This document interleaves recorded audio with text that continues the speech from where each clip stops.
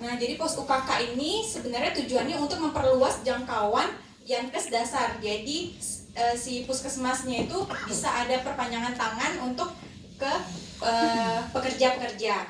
Jadi pelayanan kesehatan pada pekerja ini merupakan suatu upaya memberikan perlindungan K3-nya untuk para pekerja.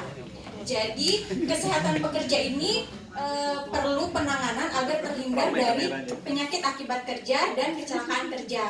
Nah, teman-teman di sini harus tahu juga bedanya PHK sama kecelakaan kerja. Misalnya contohnya tadi kayak di Ketapang kan ada perusahaan pabrik keripik pisang ya. Nah, jadi misalnya untuk contoh PHK-nya misalnya kalau pekerjanya penyakit akibat kerja itu contohnya misalnya pekerjanya duduk terlalu lama atau nggak minum air putih, nah jadi bisa sakit pinggang kayak gitu. Nah kalau kecelakaan kerja itu karena hal-hal yang tidak terduga, misalnya terluka akibat pisau seperti itu. Nah jadi kita harus bedain mana yang PAK penyakit akibat kerja sama kecelakaan kerja. Kemudian POP UKK sendiri ini kemarin juga udah dijelaskan untuk pekerja yang informal.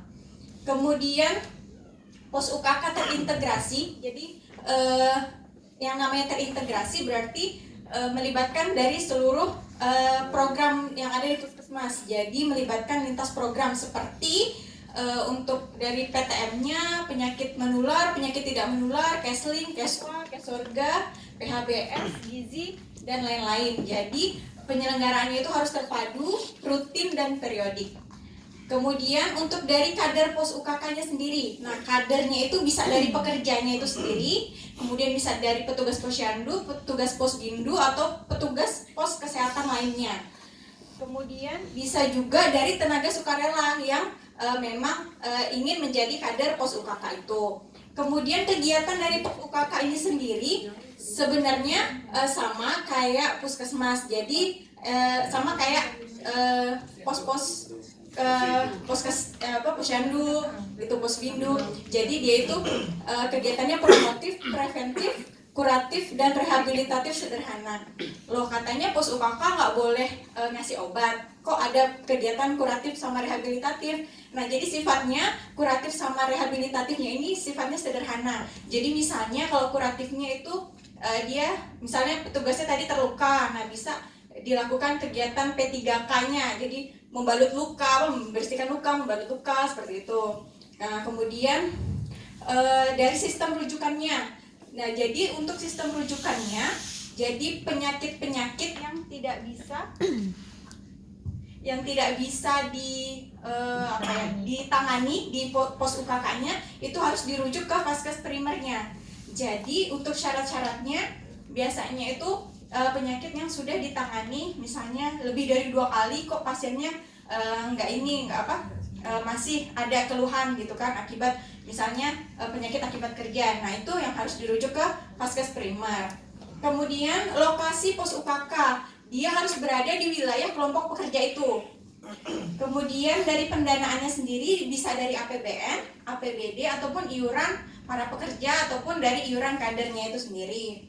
Kemudian pencatatan dan pelaporan harus dilakukan secara manual dan berkala, biasanya dilakukan per bulan.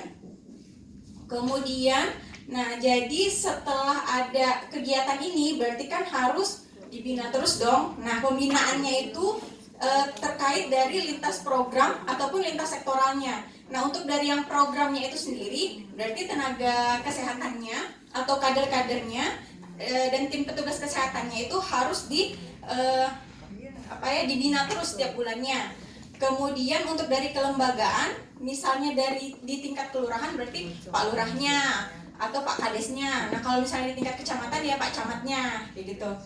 Kemudian untuk monefnya berarti dari program dan kelembagaannya harus dimonitoring dan evaluasi juga. Nah kalau dari programnya harus dilihat berapa jumlah kader yang aktif. Nah bisa jadi kan tadi kan kadernya bisa dari pekerjanya ataupun masyarakatnya, jadi harus dilihat berapa yang aktif. Kemudian dari pelaksanaannya juga frekuensinya rutin enggak dilaksanakan si pos UKK-nya itu. Kemudian setelah dari programnya di Monef, kelembagaannya juga, jadi dilihat juga sarana dan prasarananya.